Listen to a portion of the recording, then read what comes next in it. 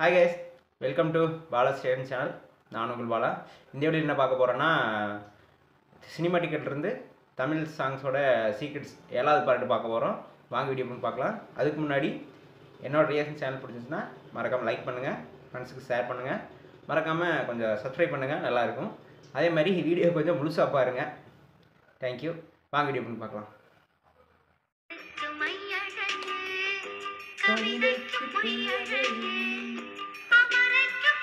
Super song. முன்னாடியே இன்னொரு music director compose பண்ணிருக்காங்கறத உங்களால நம்ப முடியல. ஆமாங்க, அது வேற யாரும் இல்ல, நம்ம லெஜெண்டரி எம்எஸ்வி ஐயா தான். 1986 டிடி சேனல்ல ஒரு நியூ இயர் ஷோக்காக வைரமுத்துவும் எம்எஸ்வியும் சேர்ந்து பண்ணின பாட்டு தான் கண்ணுக்கு மை அழகு.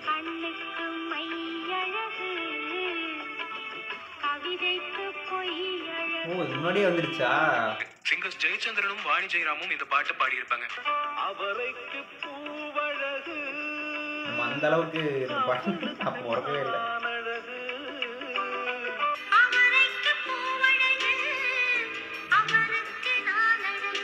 இவ்வளவு அருமையான லிரிக்ஸ் வெறும் ஒரு டிவி ஷோவோட போயிடக்கூடாது, ஒரு படம் மூலமா நிறைய பேரை போய் சேரணும்னு நினைச்ச வைரமுத்து இதே வரிகளை ஏஆர் ரஹ்மான் கிட்ட கொடுத்தாரு.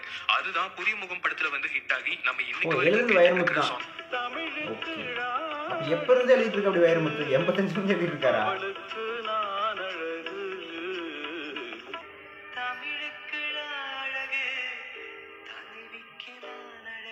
சினிமால சாங்ஸ் பிக்சரைஸ் பண்றதுல பிரம்மாண்டத்தை காட்டுறதுல டைரக்டர் சங்கர் அடிச்சுக்க ஆளே இல்ல. அப்படி சங்கர் படத்துல வந்த படமே 4 கோடி கிட்ட சங்கர் மட்டும் பாட்டு ஒரு பாட்டு 4 கோடி பண்ணிருப்பாங்க.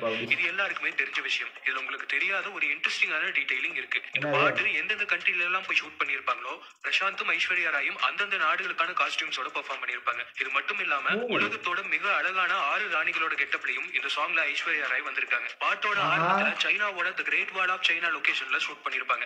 இந்த போர்ஷன்ல சில இடங்கள்ல சைனாவோட ஜாவோ ஃபேயான் அப்படிங்கற ராணியோட கெட்டப்ல நோட் பண்ணுங்கப்பா.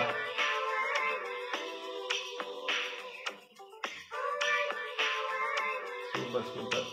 அடுத்து பாரிஸ்ல இருக்கிற ஈஃபில் டவர்ல ஷூட் பண்ணிருப்பாங்க. இந்த போர்ஷன்ல சில இடங்கள்ல பிரான்ஸ் நாட்டுல 1700கள்ல வாழ்ந்த மேரி ஆண்டோனியட் அப்படிங்கிற ராணியோட கெட்டப்ல வந்திருப்பாங்க. நான் என்ன நினைச்சேன்னா அந்தந்த ஊருக்கு போய் எடுத்திருக்காங்க, அந்த உலக பாத்துருக்காங்க. இதுல சில இடங்கள்ல ஷாஜகானோட மும்தாஜ் கெட்டப்ல வந்திருப்பாங்க.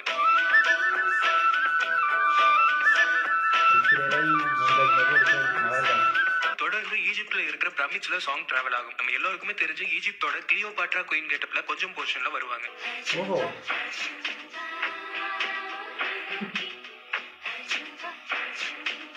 இதுக்கப்புறமா ரோம்ல இருக்கிற உலக அதிசயங்கள்ல ஒன்னான கலோசியம்ல ஷூட் பண்ணிருப்பாங்க. ரோமோட 2ஆம் இசபெல்லா கெட்டப்ல ஐஸ்வர்யா ராய் வந்திருப்பாங்க. லிரிக்ஸ் அதே மாதிரி தான் இருக்குது. அவங்க 8வது அதிசயம் ஐஸ்வர்யா. கடைசியா இத்தாலியோட சாய்ந்த கோபுரம் முன்னாடி ஷூட் பண்ணிருப்பாங்க. இதுக்கு இடையில குயின் மார்கரெட்டா கெட்டப்ல இருப்பாங்க. செம்ம டீடைலிங் பா சங்கர்.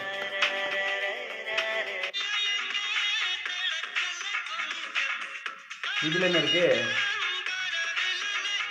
இந்த சாங்ல வர இந்த லைன் இப்போ கேளுங்க.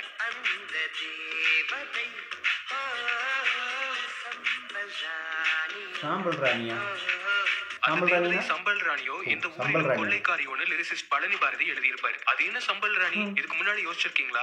ராஜஸ்தான்ல சம்பல் பள்ளத்தாக்குன்னு ஒரு ஏரியா இருக்கு. இங்க இருக்கிறவங்களோட முக்கிய தொழிலே கொள்ளையடிக்கிறது தான். நம்ம எல்லாரும் சம்பல் வேலையும் சேர்ந்தவங்க தான். பூவெல்லாம் கேட்டுப்பாருல வர இந்த பாட்டு ஃபுல்லாவே சூர்யா தன்னோட இதயத்தை ஜோ கிட்ட தொலைச்சிட்டதாகவும் அதை தேட சிபிஐ கூப்பிடுற மாதிரியும் பாட்டோட ஆரம்பமே இருக்கும். சோ ஒருவேளை திருடர்கள் அதிகம் இருக்கிற சம்பல் வேலையில இருந்து வந்திருக்கியோன்னு ஹீரோயினை கேட்கிற மாதிரி இந்த சம்பல் ராணிங்கிற வார்த்தையை இந்த இடத்துல யூஸ் பண்ணிருப்பாரு பழனி பாரதி.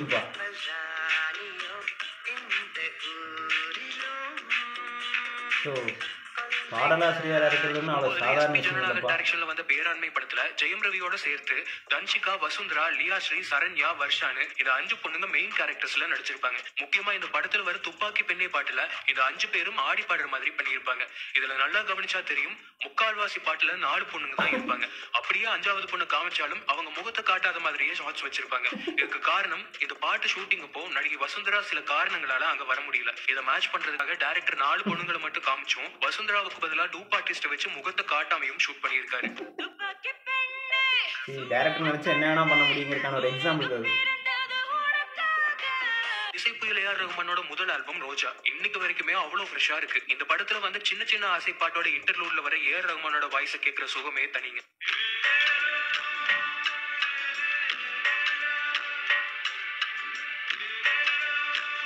இந்த ஒரு போர்ஷனை ரோஜா படம் வரதுக்கு முன்னாடியே வந்த ஏசியன் பெயிண்ட்ஸோட அட்வர்டைஸ்மெண்ட்டுக்காக ஏஆர் ரஹ்மான் பண்ணியிருக்காரு. படத்துக்கு முன்னாடி அட்வர்டைஸ்மெண்ட் போட்டிருக்காரு.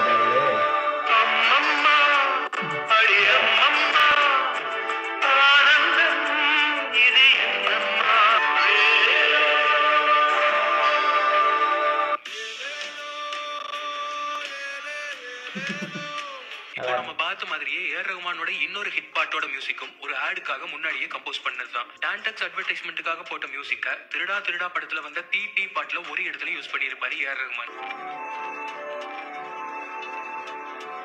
இந்த இன்டர்லூடெல்லாம் நமக்கு அந்த அளவுக்கு புரியாதப்பா. பாடல் வரிகள் சொன்னா கூட ஏதோ புரியும். இன்டர்லூட் அளவுக்கு புரிய அளவுக்கு நமக்கு அவ்வளவு பெரிய ஞானிகள் கிடையாது. சில பாடல்கள்ல அந்த பாடல்கள்ல நடிச்ச ஹீரோயினையே கலாய்ச்சு சில வரிகள் எழுதியிருக்காரு. இந்த வரிகளை மேலோட்டமா பார்த்தா கதைக்காக எழுதின மாதிரி இருக்கும்.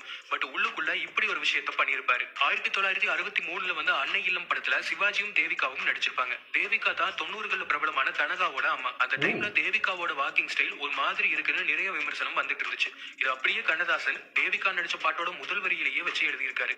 நடையா இது நடையா ஒரு நாடகம் நடக்குது.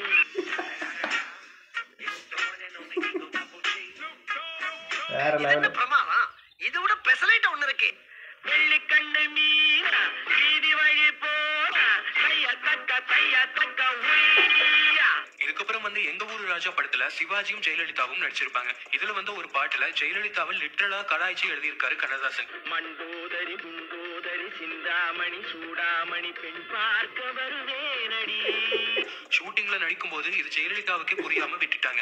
ரிலீஸ் ஆன டைம்ல அவங்க அம்மா சந்தியாக்கு இந்த விஷயம் தெரிய வந்து அந்த படத்தோட டைரக்டர் கிட்ட சண்டை போட்டது மட்டும் இல்லாம அதுக்கப்புறம் அந்த டைரக்டர் கூட ஜெயலலிதா படம் பண்றதையே நிறுத்திட்டாங்க. சரோஜா தேவி தன்னோட கெரியர்ல பீக்ல இருந்த டைம்ல 1967 கல்யாணம் பண்ணிக்கிட்டாங்க. கல்யாணத்துக்கு அப்புறமா சினிமால மறுபடியும் நடிக்க மாட்டாங்க அப்படின்னு ஒரு பேச்சோ அப்போ இருந்துச்சு.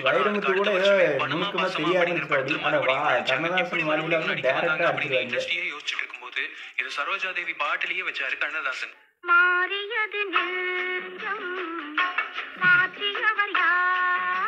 நூற்றாண்டுல இருந்து இப்போ அழிஞ்சு போன ஒரு பறவை இனம் அன்றில். இந்த பறவையை பத்தி நம்ம தமிழ் இலக்கியங்கள்ல நிறைய முன்னாடி பேசியிருக்காங்க. இந்த பறவையோட குணாதிசயமே இது எப்பவுமே தன்னோட ஜோடியோட சேர்ந்துதான் இருக்கும். ஒரு நிமிஷம் கூட தன்னோட ஜோடியை பிரிஞ்சு வாழாது. இந்த அன்றில் பறவையை பத்தி நம்ம கேட்டு ரசிச்ச நிறைய சினிமா சாங்ஸ்ல நம்ம லிரிசிஸ்ட் எழுதியிருக்காங்க. ஜீன்ஸ் படத்துல ஏஆர் ரஹ்மான் மியூசிக்ல கண்ணோடு காண்பதெல்லாம் பாட்டுல வைரமுத்து எழுதியிருப்பாரு.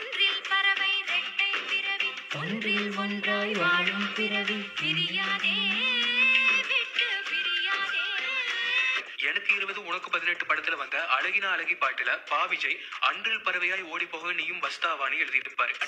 திங்களில் அன்றில் பறவையாய் ஓடி போக நீயும் வஸ்தாவா. 2007 வந்து பச்சைக்கிளி முத்துச்சரம்ல கரு விழிகளால் பாட்டுல தாமரை இப்படி எழுதியிருக்காங்க.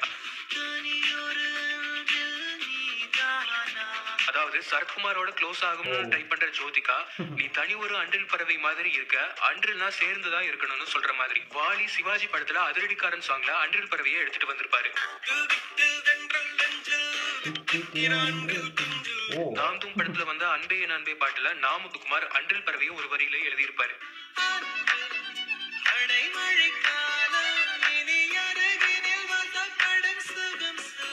நிறைய பேர் இதை அன்பில் அடைமழைக்காலம்னு தான் நினைச்சிட்டு இருப்பாங்க. நிறைய வெப்சைட்ஸ்ல லிரிக்ஸ் கூட அன்பில்னு தான் இருக்கும். இன்னும் ஹைலைட்டா சொல்ல போனா ஜெயம் ரவியே லிப்சிங்க் அன்பில்னு தான் சொல்லியிருப்பாரு. நாமத்துக்குமார் அன்றில் பறவையை மீன் பண்ணி தான் இங்க எழுதியிருப்பாரு.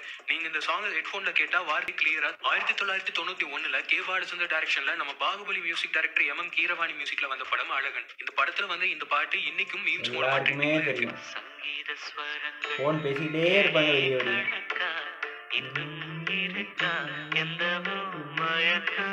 இந்த பாட்டுல ஒரு இன்ட்ரெஸ்டிங்கான பிக்சரைசேஷன் கேபி சார் பண்ணியிருக்காரு. பொதுவா சாங்ஸ்ல மேல் லிரிக் வரும்போதெல்லாம் ஹீரோவையும் ஃபீமேல் லிரிக் வரும்போதெல்லாம் ஹீரோயினையும் காட்டுறது வழக்கம். ஆனா இந்த சாங்ல எங்கெல்லாம் மேல் லிரிக்ஸ் வருதோ விஷுவல்ல பானுப்பிரியா வர மாதிரியும் ஃபீமேல் லிரிக்ஸ் வரும்போதெல்லாம் மம்முட்டி வர மாதிரியும் ஷூட் பண்ணியிருப்பாங்க. ஓ, அது வந்து ஃபோன் பேசிருக்காங்க, அந்த பக்கம் கேட்குறங்கிறதுக்காக அந்த விசுவலைசேஷன் போட்டிருக்காங்க. ஒரே லிரிக்ஸை 2-3 பாடல்கள்ல யூஸ் பண்ணியிருக்கிறத முன்னாடி வீடியோலயே பார்த்தோம். அதே மாதிரி வந்து இன்னும் சில பாடல்களை இப்போ பார்க்கலாம். கடல்ல விழுந்த அப்புறம் அதுல எது மழை துளின்னு கண்டுபிடிக்கவே முடியாது. இந்த விஷயத்த ஒரு ஊமையா கவிஞர் வைரமுத்து 3 தமிழ் பாட்டுல சொல்லியிருக்காரு. டூயட் படத்துல ஏஆர் ரஹ்மான் மியூசிக்ல வந்த அஞ்சலி அஞ்சலி பாட்டு, கடலிலே மழை வீழ்ந்த பின் எந்த துளி மழை துளி, உயிரே படத்துல வந்த பூங்காட்டிலே கடல் மேல் ஒரு துளி வீழ்ந்ததே அதை தேடி தேடி பார்த்தேன், ஜேஜே படத்துல வந்த உனை நான் பாட்டுல மழை துளி எங்கே என்று கடல் காட்டுமா. நாமுத்துக்குமார் ஒரு மேடையில கண்ணதாசனோட நிறைய சாங்ஸை இன்ஸ்பயர் பண்ணி நிறைய பாடல்கள் எழுதியிருக்கிறதா சொல்லியிருக்காரு. 1962 வருஷத்துல வந்த பாசம் அப்படிங்கிற படத்துல கண்ணதாசன் வரிகள்ல வந்து ஜல் ஜல் ஜல் அப்படிங்கிற பாட்டுல வந்த ஒரு வரிய 2003 சாமி படத்துல புடிச்சிருக்கு பாட்டுல எழுதியிருக்காரு நாமுத்துக்குமார்.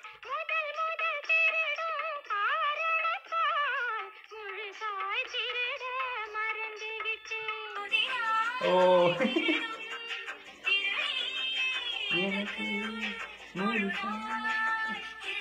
செல்வராகவன் இயக்கத்துல வந்து 1001 படத்துல வைரமுத்து எழுதின இந்த பாட்டு ஞாபகம் இருக்கா?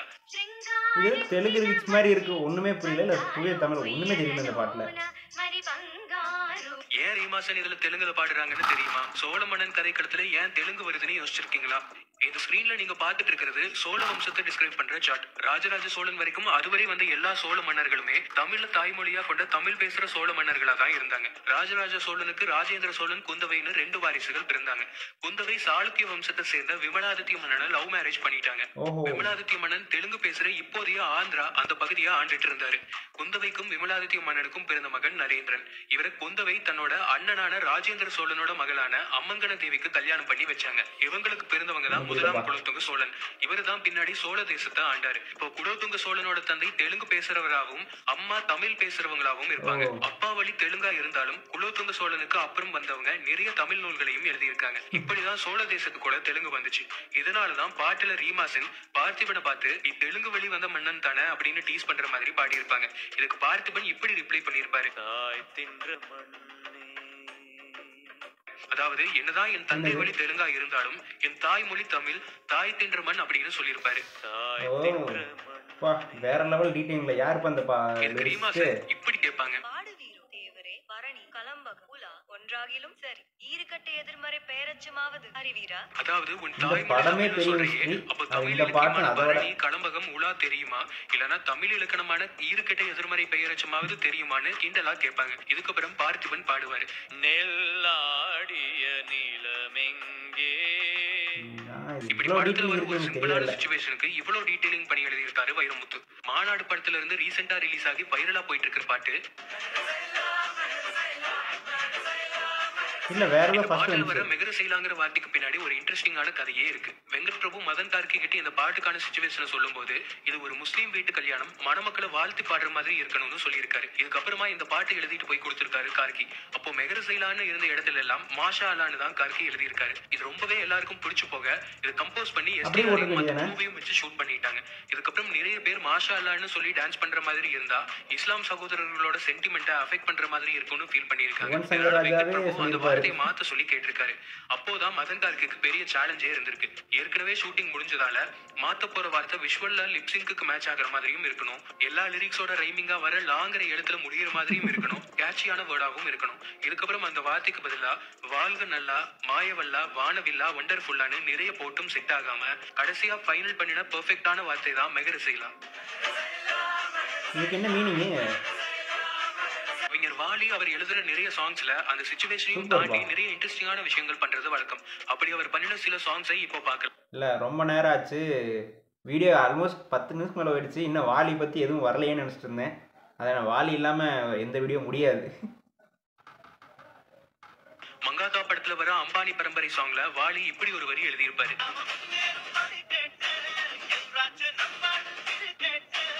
வாலி வெங்கட் பிரபு இவன் கூட்டணியில் வந்த முதல் படம் சென்னை 28. இந்த படம் கிரிக்கெட்டை பேஸ் பண்ணின படம். இதை ரெஃபரன்ஸா சொல்லிதான் இந்த வரிகளை எழுதியிருப்பாரு.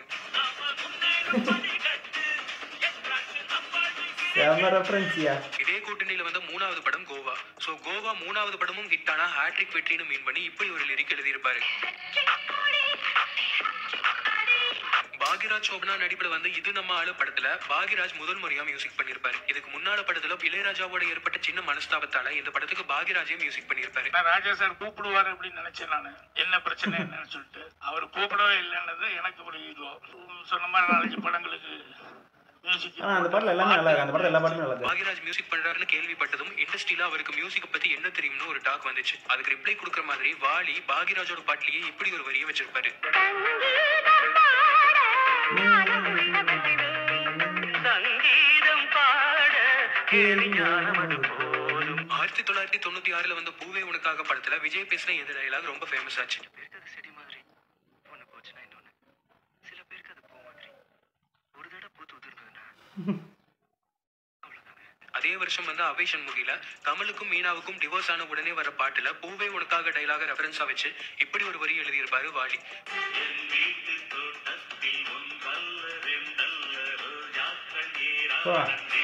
எங்கிருந்து அப்படி கண்டுபிடிக்க முடிய மாட்டேங்குது. அவங்க எழுதுறது கூட ஓகே, நீ எப்படியா கண்டுபிடிச்ச? ஒட்ட முடியாது, அது மாதிரி தான் காதல்னு சொல்லியிருப்பாரு.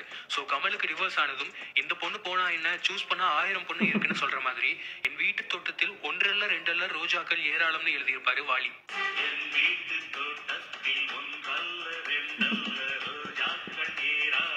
சும்மாவா? மிஸ்டர் ரோமியோ படத்துல வந்த மோனலிசா பாட்டுல இப்படி ஒரு வரி வாலி எழுதியிருப்பாரு. என்னது?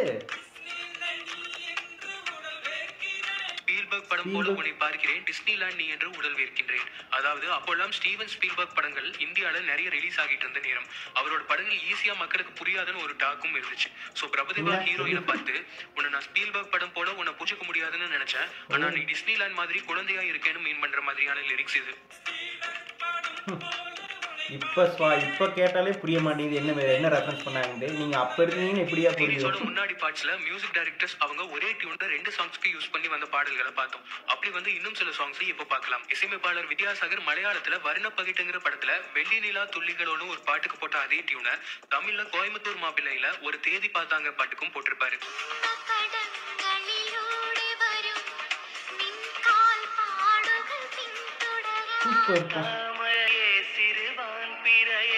டியூன் அதே மாதிரி இருக்கு.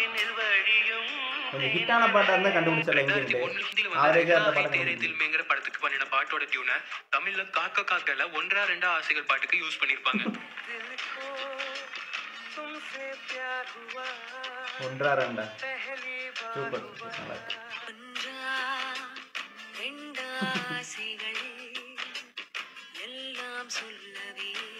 வசூல் ராஜா MBBS படத்துல ஆழ்வார்பேட்டை ஆண்டவா பாட்டுல யூஸ் பண்ணின அதே இன்டர்லூட் மியூசிக்க அரண்மனையில வந்த பெட்ரோமேக்ஸ் பாட்டிலையும் யூஸ் பண்ணியிருப்பாரு பரத்வாஜ்.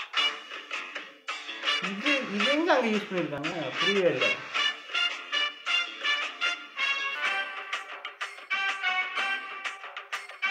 இன்ஸ்ட்ருமெண்ட் மாத்தறனால கண்டுபிடிக்க முடியல. ஆப்பிரிக்கால ஒரு பகுதியில வாழ்ற பழங்குடியின மக்கள் பேசுற லாங்குவேஜ்க்கு பேரு கிளிக். நெமரை ஒலிஷோ டோகி ககோரே வே ரஷ் கேவன் நெஜு. இந்த லாங்குவேஜ் கொஞ்சம் வித்தியாசமான ஒண்ணு. இதுதான் எதிரன் படத்துல வர கிளிமாஞ்சரோ பாட்டுல நிறைய இடங்கள்ல ஏஆர் ரஹ்மான் யூஸ் பண்ணிருப்பாரு. இந்த லாங்குவேஜ் ஒரு சிறப்பம்சம் என்னன்னா இதுல ஒரு சில சாங்ஸ் யூஸ் பண்ணி நினைச்சிருந்தேன்.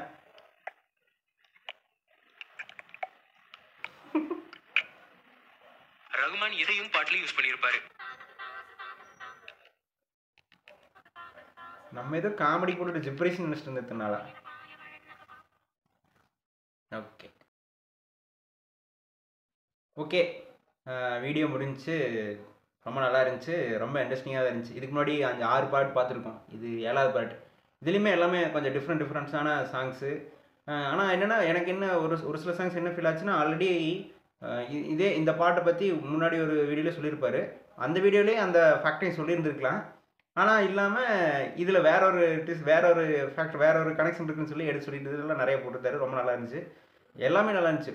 ஆனால் கண்ணதாசன் மாதிரி தக் லைஃப் பண்ணுற மாதிரி ஆளுக்கு வந்து கண்ணதாசன் கடுத்து இருக்கிறது வாலி மட்டும்தான். நான் வந்து ரொம்ப நேரம் வீடியோ போயிட்டே இருந்துச்சு, வரவே இல்லை. என்னடா இவ்வளோ நேரம் பேசியிருக்காங்க, வாலி பற்றி இன்னும் எதுவும் வரவே இல்லையே, அவர் இல்லாமல் இந்த வீடியோ முடிஞ்சிருமோன்னு நினச்சி கொஞ்சம் வருத்தத்தோடு தான் பார்த்துக்கிட்டு இருந்தேன். ஐயோ டைமிங் வச்சு. அதே மாதிரி டைமிங்க்கு வந்து வாலியை பற்றின எட்டு வந்து போட்டிருந்தாங்க. ரொம்ப பிடிச்சிருந்துச்சி. என்னோடய ஃபேவரட் கண்ணதாசன் வாலி எல்லாருமே தான். ஆனால் வாலி இல்லாமல் முடிக்கிறது வந்து கொஞ்சம் நல்லா இருக்காது. ஓகே, நல்லா இருந்துச்சு. வீடியோ ரொம்ப நல்லா இருந்துச்சு. இது சொன்னோம். ஓகே, அதே மாதிரி இன்னொரு ரெக்வஸ்ட் என்னென்னா, ஒரே சேனல் வந்து நிறைய வீடியோ பார்த்துருக்குறோம். கொஞ்சம் போர் அடிக்குது. வேறு ஏதாச்சும் ஒரு நல்ல வீடியோ இருந்தால் சஜஸ்ட் பண்ணுங்கள், பார்க்கலாம். எனிவே உங்களுக்கு பிடிச்சிருந்துச்சுன்னா அடுத்து இதே சேனலுக்கு போடுறதா சொன்னாலும் பார்க்கலாம். பட் வேறு ஏதாச்சும் நல்லா இன்ட்ரெஸ்டிங்காக இருக்க மாதிரி இருந்தால் சொல்லுங்கள், பார்க்கலாம். அதுக்கு முன்னாடி பாலாஸ் டெக்னிக்கல் சேனலுக்கு சப்ஸ்கிரைப் பண்ணிக்கோங்க. Bye by.